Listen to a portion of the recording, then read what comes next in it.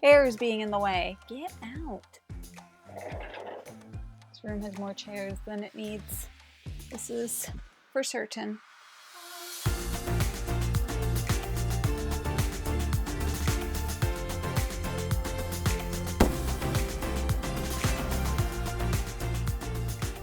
Hello everyone, welcome back to Foster the Meeple, a channel all about board games and board gamey things. I am back again today with another pumped up Kickstarter.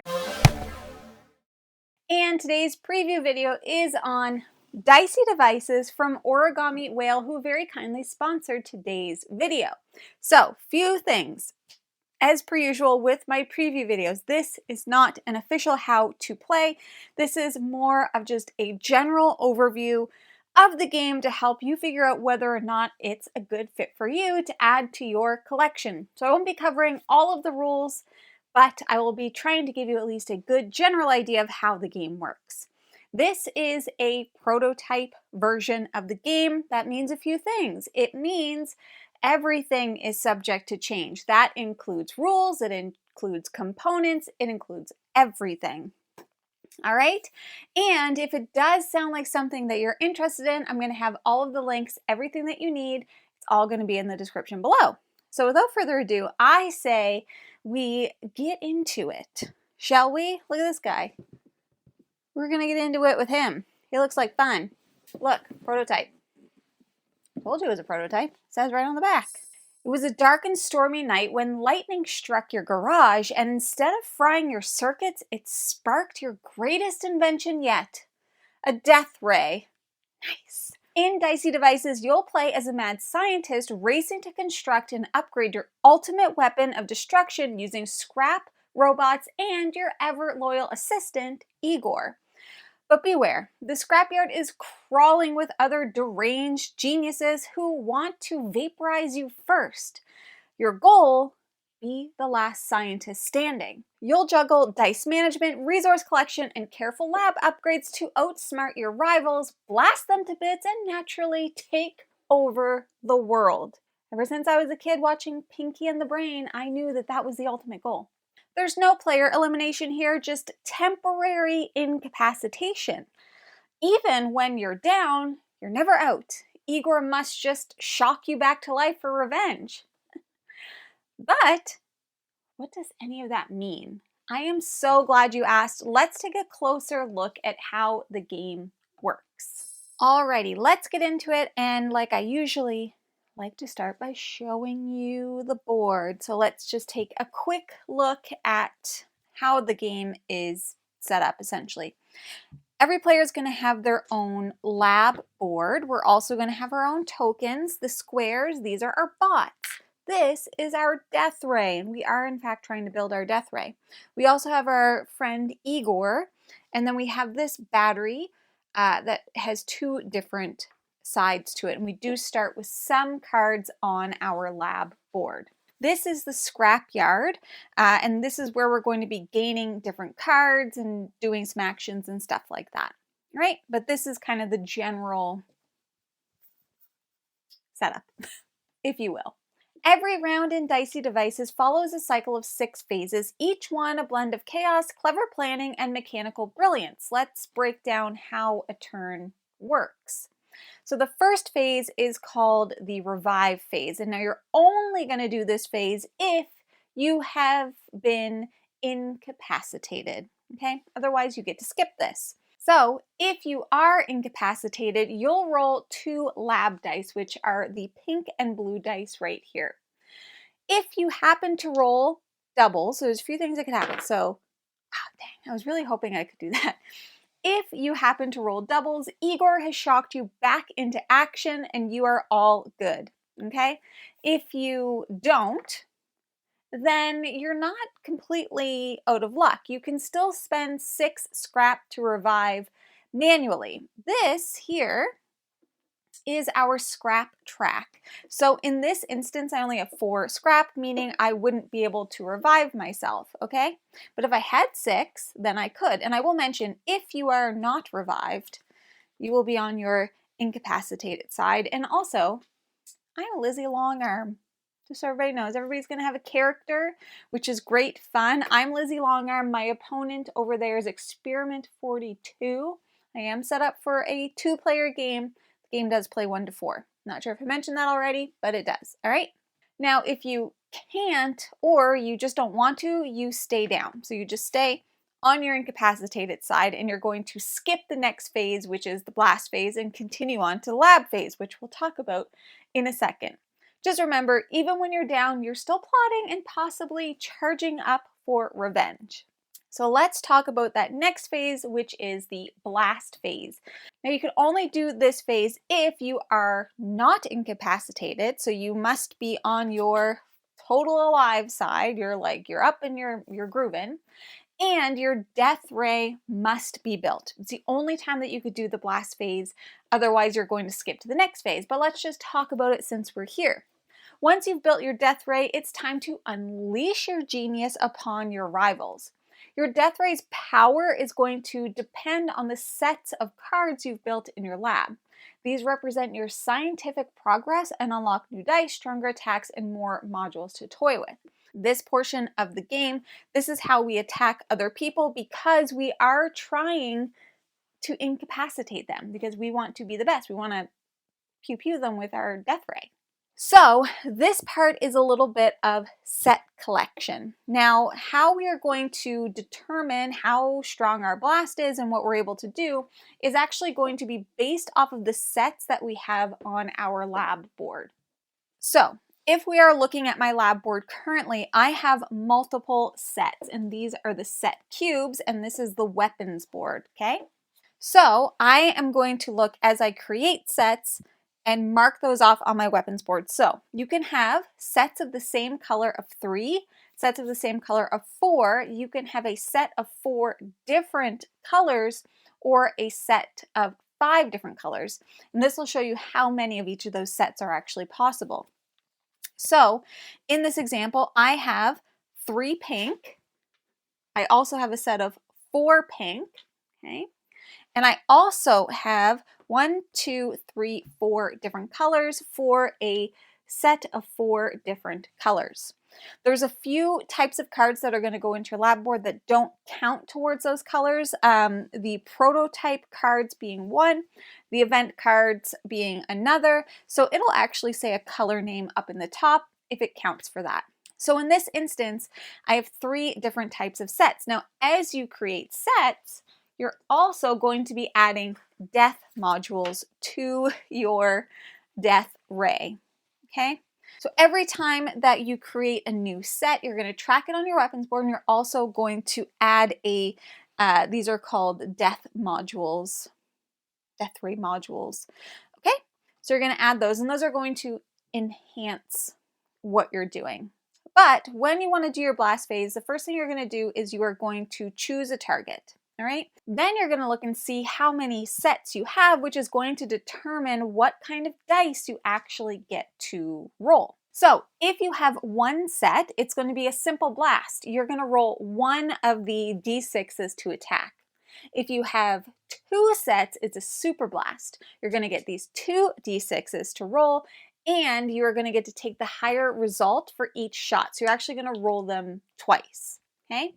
If you have 3 or more sets, you're going to get to use the nuke blast dice. The nuke dice is a special weapon of destruction, and it can deal unblockable damage when you roll the atom symbol. Atom, not Adam. So you're going to pick your target, roll your dice, and compare your result to their defense roll, because your defender will also get to roll a die. If your roll is higher, you've hit. If they have shields, which are in this 11 section of the lab board, so as an example, everybody's going to start with 1 shield. So if they have a shield, you're actually going to take one of those charge cubes away because it's absorbing the hit. Otherwise, they become incapacitated, and they're going to flip their card over to their incapacitated side. And the best part, you can have multiple blasts per turn, 1 for each set you've completed, and you can use any modules you've unlocked to enhance or modify your attack. You might add dice, reroll, or trigger chaotic effects. It's mad science at its finest. So as an example, because I have 3 sets unlocked, I actually get to do 3 blasts. So in a 2-player game, I'm obviously going to be targeting the same person, but in a multiplayer game, you can choose the same target. You could choose different target every time, whatever you like to do.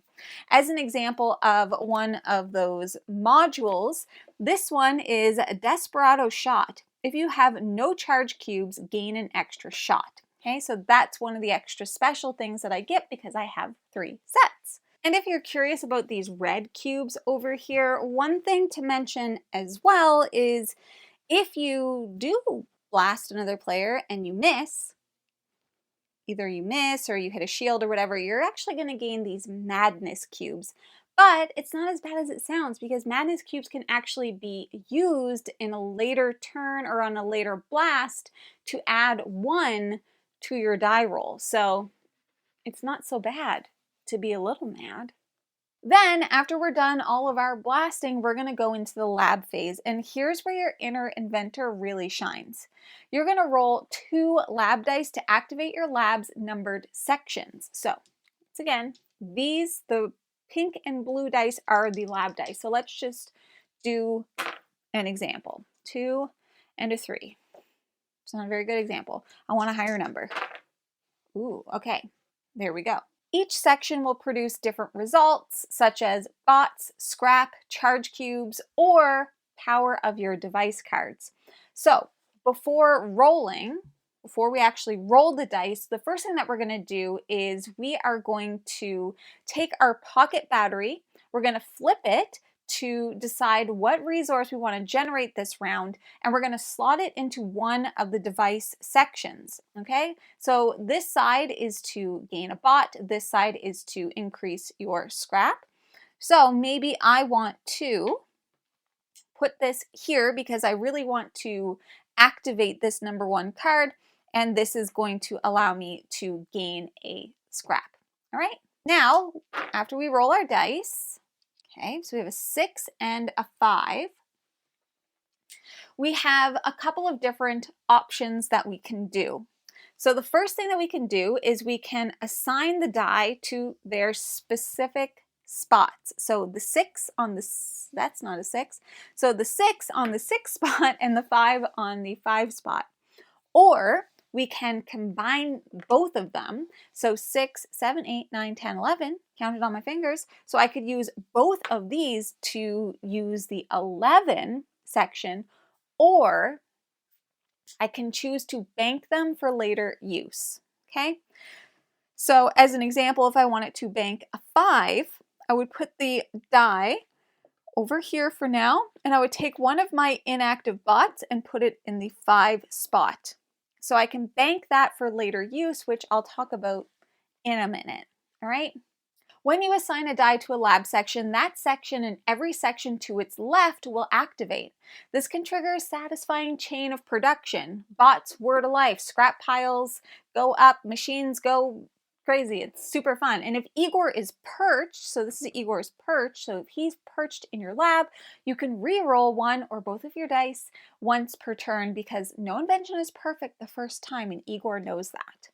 You can also spend charge cubes for special one-time effects. So we have battery, shield, and a wild shot.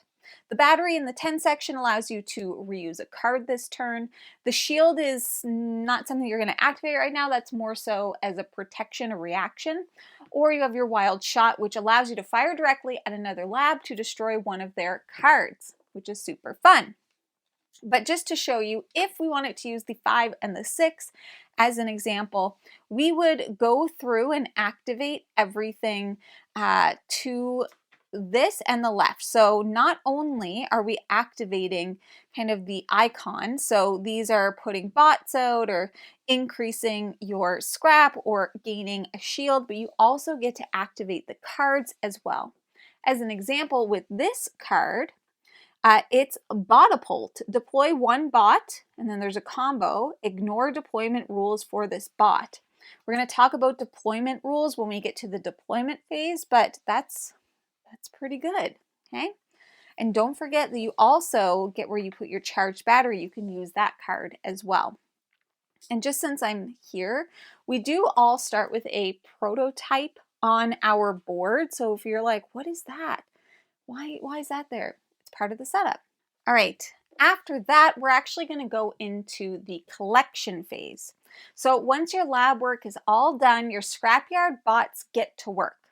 Using the same 2 dice that you rolled in the lab phase, you're actually going to activate those numbers in the scrapyard section, and this here is the scrapyard, all right?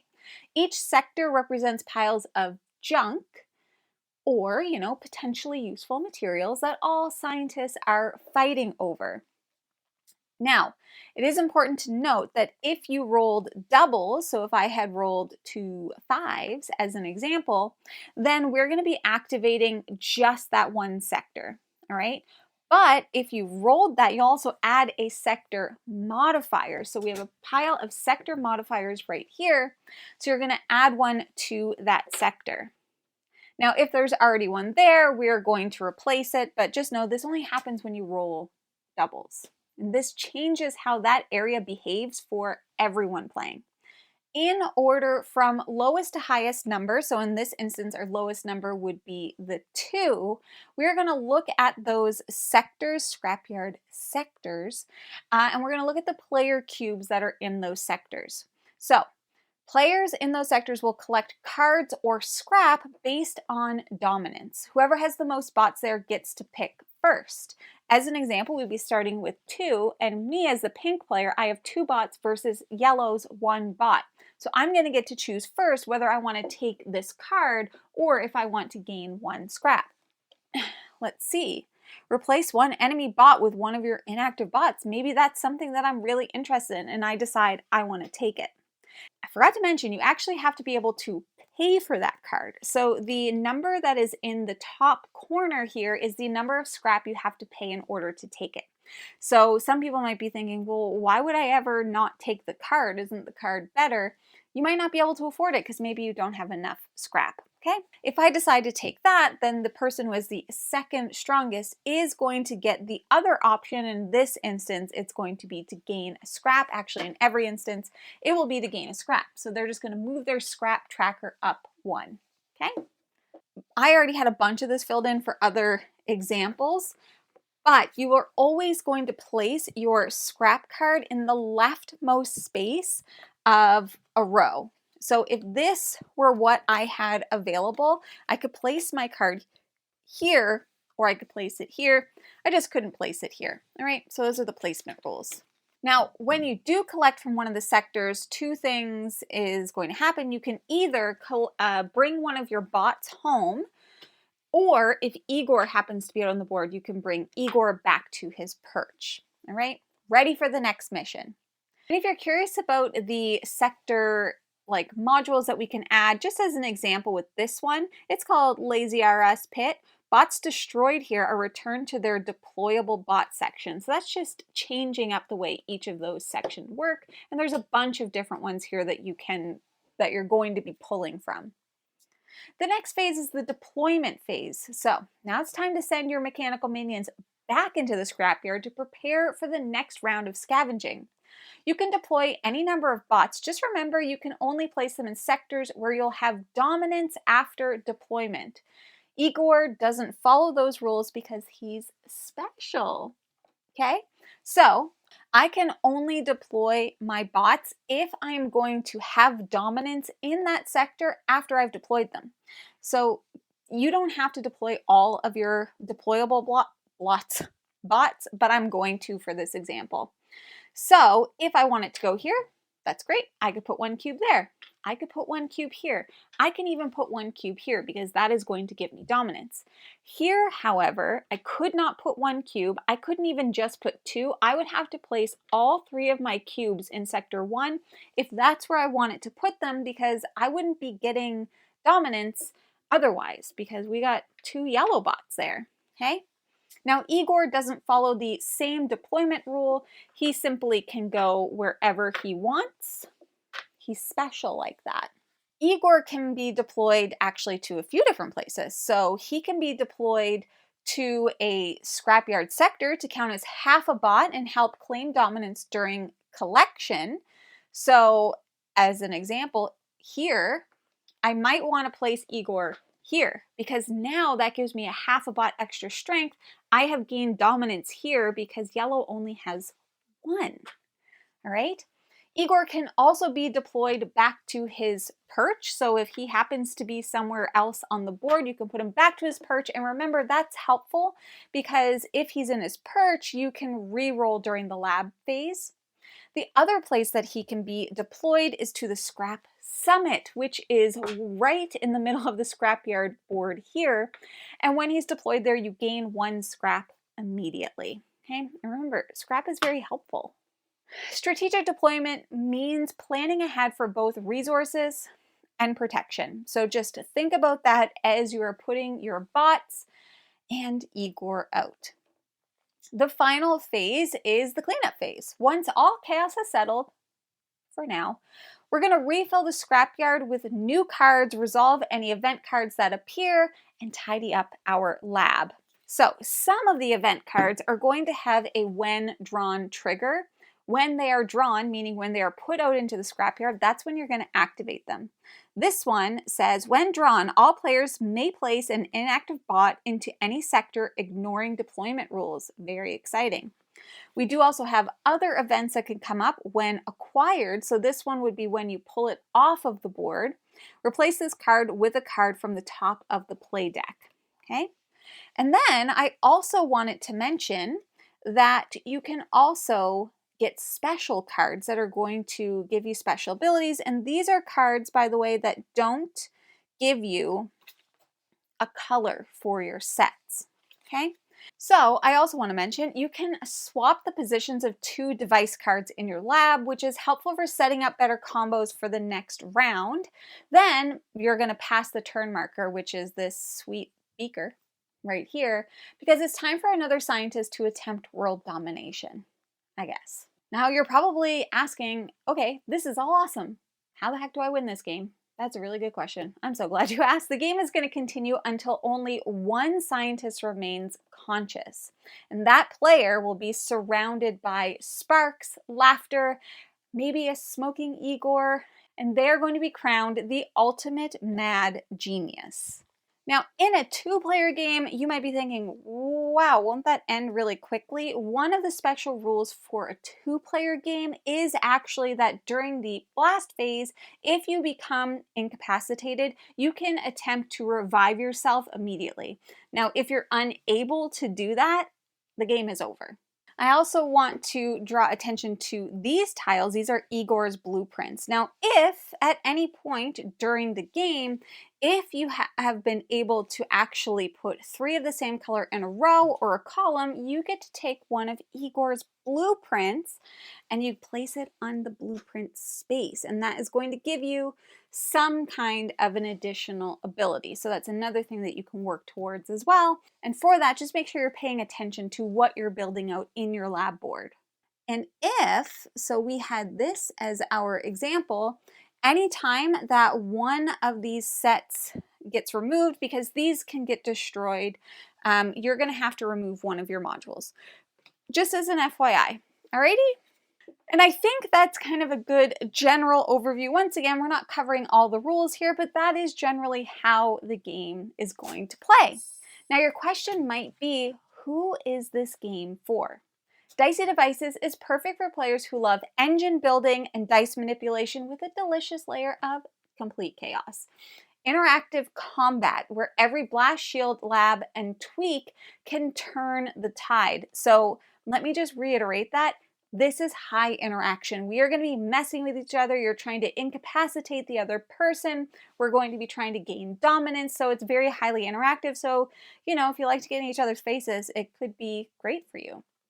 It also has lots of thematic humor and flair with dramatic flavor text and over-the-top moments, straight out of a Saturday morning mad science cartoon. If you know, you know.